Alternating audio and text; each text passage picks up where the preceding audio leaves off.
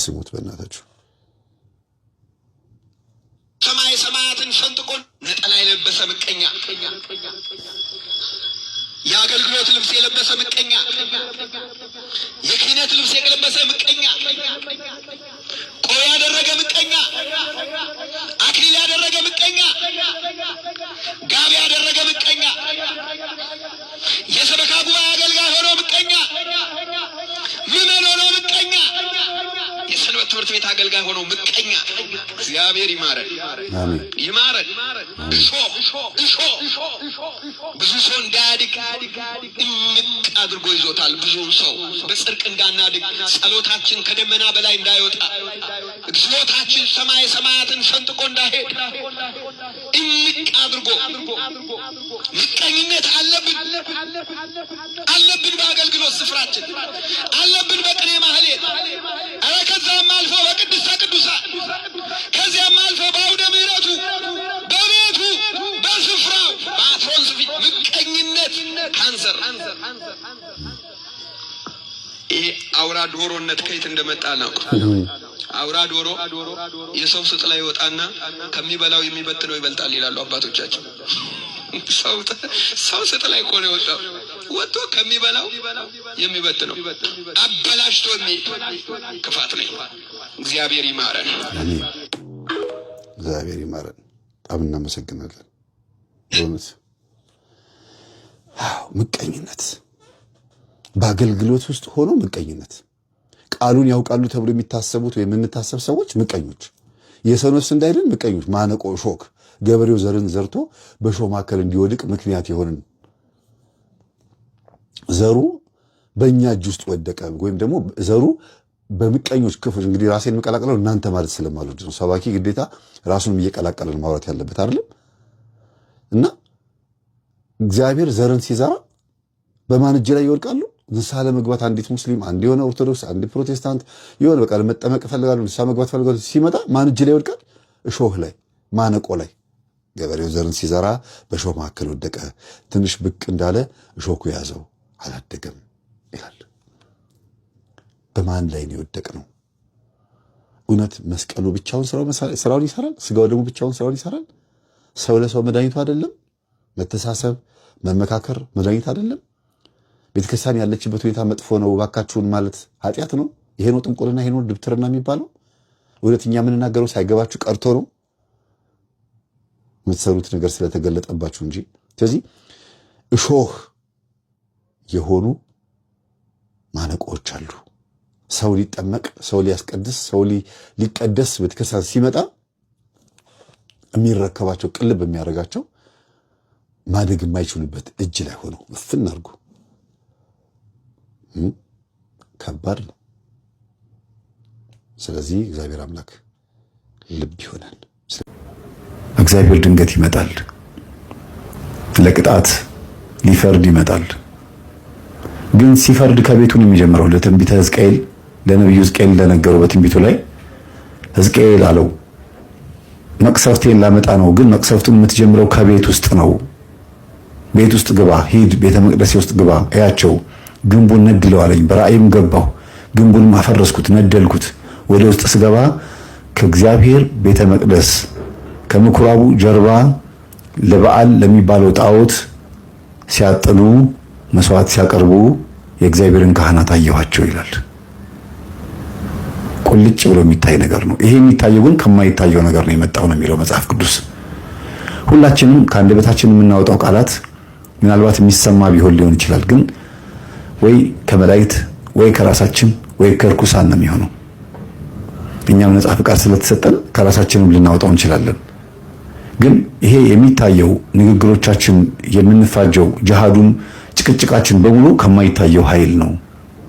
ከኋላ የሆነ የሚገፋው ነገር አለ። አንድም ትንቢት ነው፣ አንድም ጊዜው ነው። ደም የጠማው መንፈስ እየተንቀሸቀሸ ነው። እስቲ ተመልከቱ። ምእመኑ አሁን ፍሬያም የሆነው ወይስ አገልጋዩ ነው ፍሬያም የሆነው? እውነት እንደ ካህናት፣ እንደ ዲያቆናት፣ እንደ አገልጋዮች ገንዘብ ወዳድነት፣ በዝሙት መውደቅ፣ በአስማትና በድግምት መጨመላለቅ ቢሆን ኖሮ ይሄ ሁሉ ህዝብ የማያስተውል ወይም ደግሞ የዋህ ነው፣ አያውቅም፣ መሀይም ነው ተብሎ ቢሆን ኖሮ ማን ነበረ የመናፍቃን አዳራሽ የሚሞላው? ይሄ ህዝብ እየተሰደበ ካህኑም ዲያቆኑም ሰባኪውም እንደፈለገ እየዘለፈው ሲፈልግ እየመረቀው ቤተክርስቲያን መጥቶ ተጋፍቶ መስማት የማይፈልገውን መስማት ከሚፈልገው ለይቶ ቅዳሴውን እየሰማ ታቦቱ ቆሞ ደግሞ የሚለመነውን ቸል እያለ እንደምንም ብሎ ማተቡን አስሮ ይመላለሳል እየሰከረ እየናወዘ። የሚገርመው ነገር ግን ኢየሱስ ክርስቶስ እንደተሰቀለ ሆኖ በዓይነ ሕሊናችሁ አልተሳለም ነበርን? ማን ነው እንዳታስተውሉ አዚም ያደረገባቸው የሚለው ትንቢት የተፈጸመው በአባቶቻችን መሆኑ ነው። ህዝቡ እንዳያስተውል ኢየሱስ ክርስቶስ እንደተሰቀለ ለኛ ቤዛ እንደሆነ መስዋዕት እንደሆነ ህዝቡ እንዳያስተውል ቅድስት ቤተክርስቲያናችን የምታስተምረውን የህይወትን መንገድ ህዝቡ እንዳይቋደስ ምክንያትና እንቅፋት የሆኑት ማን ናቸው? አዚም ያደረጉት ማን ናቸው? እግዚአብሔር ቅጣቱን ሲጀምር ከየት ይጀምራል? በነቢዩ ሕዝቅኤል ምክንያት በዛን ዘመን ጌታችን ሳይወለድ ከ600 ከ500 ዓመት በፊት የነበረ እንግዲህ ያኔ እንኳን የነበሩት ካህናት በእግዚአብሔር ቤተ መቅደስ ጀርባ እንደ ዛሬዎቹ ደብተራዎችና መርጌታዎች እንደ ዛሬዎቹ ስርማሽ ቅጠል በጣሾች በየመቃብር ስፍራው ላይ እየሄዱ ድግምት እንደሚደግሙት መንፈሱን ለመዋረስ የሙታንን አጥንት እየሰበሰቡ በኪሳቸው ይዘው እንደሚዞሩት ያኔም የሕዝቅኤል ዘመን ላይ የነበሩት ካህናት ለበዓል ያጠኑ ነበረ። ለበዓል መስዋዕት ያቀርቡ ነበረ። በዛ በኩል የእግዚአብሔር ቤተ መቅደስ አለ፣ በዚህ በኩል አንድ ግንብ ነበር የሚለያቸው። ይህ ህዝብ የሚያደርገውን ተመልከት። ይሄንን ማልቀስፈው ይሄን ህዝብ ልተው፣ ቅጣትህን ከቤት ጀምር፣ ቅጣቴን ከቤት እጀምራለሁ አለ እግዚአብሔር። ንገራቸው ውጣና እንዲህ በላቸው እያለ ብዙ መልእክት አስተላልፏል። ህዝቡ ሲወድቅ ሲሰናከል ብታየው ሕዝቅኤል 3 እና ሕዝቅኤል 8 ላይ ሲሰናከል ሲወድቅ ብታየው ያን ሰው ባትመልሰው የዛን ሰው ነፍስ ካንተ ፈልጋለሁ ነው የሚለው መምህራንና አገልጋዮችን። ዛሬ ህዝቡ እየተሰናከለ እየወደቀ መሆኑ አይደለም የሚያስገርመው፣ አብሮ አገልጋዩም አለመምከሩ አንድ ነገር ነው፣ አገልጋዩም አብሮ እየወደቀ ነው። ህዝቡና አገልጋዩ በኃጢአት አንድ አይነት ሆኗል። መለየት እስኪከብድ ድረስ በገንዘብ ሰክሯል፣ በዘረኝነት ሰክሯል፣ በፖለቲካ ሰክሯል። ማን? አገልጋዩና ህዝቡ። ሁሉም የየራሱ መንገድ ይዞ ሄዷል። አሁን እስቲ ይዩት፣ ሆን ብሎ ነገር ለማስነሳት አክሱም ሄደን መስጊድ እንሰራለን፣ ወይም ደግሞ ሳውዲ አረቢያ ሄደን ቤተክርስቲያን እንሰራለን። አይዲያ ሊያመጡ ይችላሉ። ህዝብ ክርስቲያን እንዲፈጅ፣ ህዝብ እንዲያልቅ አይታችኋል። ከትናንትና ወዲያ ክርስቲያን በተለይ ኦርቶዶክስና ጴንጤን ጂሃድ እናውጅባቸው፣ ግሞች ናቸው፣ ውሾች ናቸው እያለ እየተናገረ ነበር። አንድ ጀብሎ የሚሰራ ወይም ሱቅ በደረት የሆነ ምስኪን ሙስሊም። ይሄ ሰው በውስጡ ደም የጠማው መንፈስ ሊኖር ይችላል፣ ሁሉንም ሙስሊም ባይወክልም። ግን ደግሞ በዚህ አይነት ቋንቋ ውስጥ ደግሞ እየተቀጣጠለ ሄዶ በመላው ኢትዮጵያ ማንም የማይመልሰው እሳት ቢነሳ ምን ያህል ሰው ንስሐ አባቱን አባቴ ቀኑን አይስጡኝ ጊዜው ያስፈራል እያለ አባቱን ያስጨንቃል። በኮሮና ጊዜ ሞትን ፈርቶ ንስሐ አባቱን ያስጨነቀ ሰው እንዳለ ሁሉ አሁንስ ከቤቱ ወጥቶ ሰይፍን ተጋፍጦ ንስሐ አባቱን ኑ ብሎ መጥራት አይደለም ሄዶ ንስሐ ለመግባት የሚሯሯጥ አሁን ነው መግባት ያለብን። በእርግጥ ግን ያኔም እንኳን ራሱ ወደ አባቶች እንደው ሰይፍ እያየ በየመንገዱ እየተገደለ ነው፣ እዛ አካባቢ እኮ እንዲህ አለ እየተባለ ንስሐ ለመግባት ለመመስከር እኔ ክርስቲያኔ ለማለት የሚወጣ አለ። ሁሉም የፈሪዱላ የሚማዘዘው በቲክቶክ በማህበራዊ ሚዲያ በቃ ልባም ክርስቲያን ጠፋ። እግዚአብሔር የመረጣቸው ሰዎች አሉ፣ ጀግነው ጨክነው የተዘጋጁ ልብሳቸውን በበጉ ደም አጥበው የተዘጋጁ በጣም ብዙ ክርስቲያኖች አሉ። ግን ይሄ የምናየው ነገር የመጣው ከማናየው ከማይታየው ነገር እንደሆነ እናምናለን፣ ይሄንንም እናስተውላለን አለ ቅዱስ ጳውሎስ ሲናገር ዕብራውያን 11:3 ላይ ማለት ነው። የሚታየው ነገር ከማይታየው እንደሆነ በእምነት እናስተውላለን ይላል። በደንብ አድርገን ስናየው ይሄ ነገር ያጋንንት ነው። ወንድሞቼ የተባሉ እህቶቼ የተባሉ ጂኒዎች የፈጠሩት የደም ጥማት ነው። አብረው ተመሳስለው ለአላህ የሰገዱ መስለው ጂኒዎች በወንድሞቻችን ሙስሊሞች ላይ ሹክ የሚሏቸው ሐሳብ ነው ብዬ አስባለሁ። እነሱን የፈለገ ነገር ያሳስባቸው። እኛ ግን ክርስቲያኖች በመግደል ሳይሆን በመሞት ወይም ደግሞ ለቃሉ ዝግጁ ሆነን በመስበክና የሚመጣውን በመቀበል የምናምን ከሆንን እውነት እንደዛ እንደ ህጉ ነን ወይ? እነሱ ፈሪዎች ናቸው፣ ቦቅባቆች ናቸው።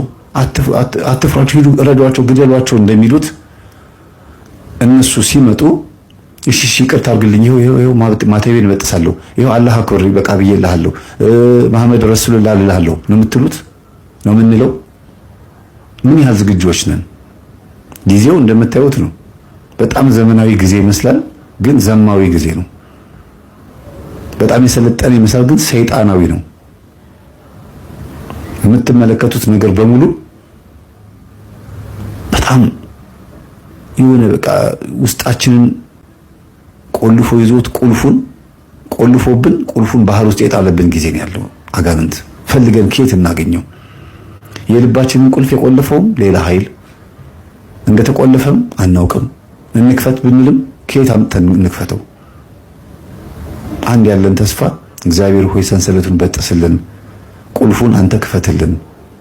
ልክ ሜርኩሪ የሚባለው ቀይ ሜርኩሪ የሚባለው ማዕድን አይታችሁት ከሆነ አጠገቡ የተቆለፈ ቁልፍ ጋን ማለት ነው ሲያስቀምጡ ክፍት እንደሚያደርገው ሜርኩሪን የሚያክል በዚህ ምድር ላይ የተለየ ፈሳሽ የለም።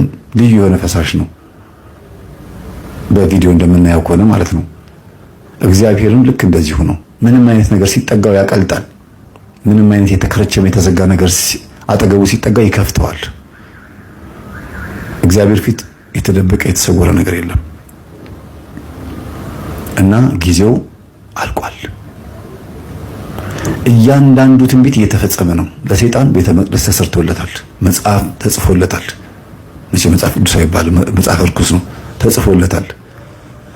በየሀገሩ አደባባይ ላይ ብዙ አይነት ሐውልቶች ተተክለውለታል።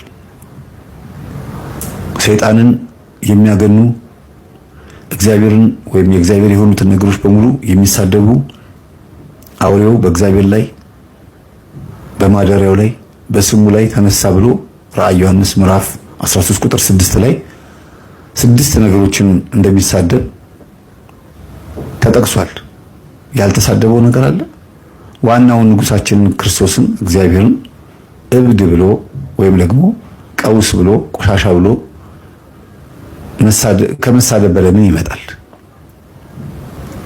በፕሮቴስታንቱም ስታዩት ማተብ ማስበጠስ ነው ስራው። በሙስሊም ወንድሞቻችን እምነት ውስጥ ደግሞ ስትሄዱ ማተብ ሲያዩ ሌላ ነው የሚሰማቸው። መለያችን ነው ይደረጋል። ያየ ይግደል፣ አንገቱ ላይ ክር ያሰረ ደግሞ ይጽና።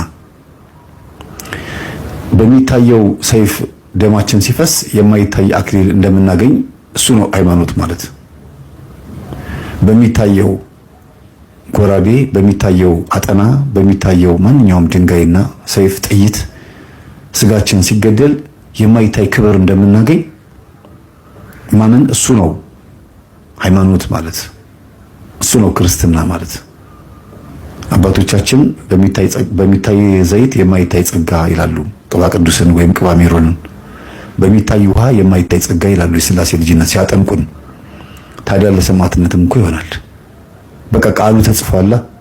በስሜ ብዙ መከራ ትቀበላላችሁ፣ በሸንጎ ፊት ያቀርቧችኋል፣ ከምኩራብ ያወጧችኋል፣ ከቤተ መቅደስ ያወጧችኋል፣ ይከሷችኋል፣ ይወነጅሏችኋል። እናንተ ግን የምታውቁትን መስክሩ። በእናንተ ውስጥ የሚናገረው የእግዚአብሔር መንፈስ አለ። ስለምትናገሩት አትጨነቁ፣ ጸንታችሁ ብቻ ተገኙን ያለው። እስቲ ሰማዕቱ እስጢፋኖስ ወዴት ሸሸ? የሐዋርያት ሥራ ላይ ገብታችሁት ምዕራፍ 7 ምዕራፍ 8 ስታዩት እጅግ በጣም የሚገርም ነው። በመሰረቱ በመጽሐፍ ቅዱስ ውስጥ እንደ ሰማዕቱ እስጢፋኖስ ያለ ጀግና አለ?